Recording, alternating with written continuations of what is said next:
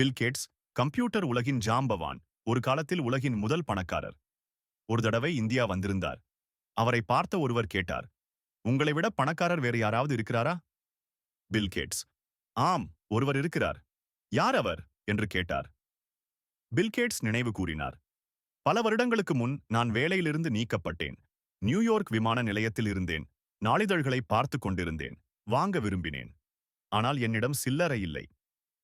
அப்போது ஒரு கருப்பினச் சிறுவன் என்னை நோக்கி வந்து நாளிதழை இலவசமாக கொடுத்தான். நான் நாணயம் இல்லை என்று சொன்னேன். அந்த சிறுவன் சொன்னான், பரவாயில்லை, இலவசமாக எடுத்துக்கொள்ளுங்கள்.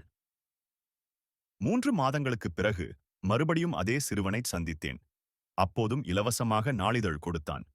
நான் வாங்க மறுத்தேன். அவன் மீண்டும் சொன்னான், இன்று எனக்கு கிடைத்த லாபத்தில் இருந்து தருகிறேன். 19 ஆண்டுகள் கழிந்தன. நான் உலகின் முன்னணி பணக்காரனாக மாறிவிட்டேன்.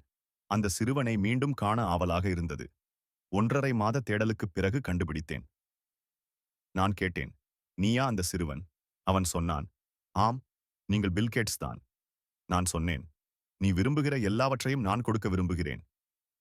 அதற்கு அவன் பதிலளித்தான், அதற்கெல்லாம் நீங்கள் ஈடு செய்ய முடியாது.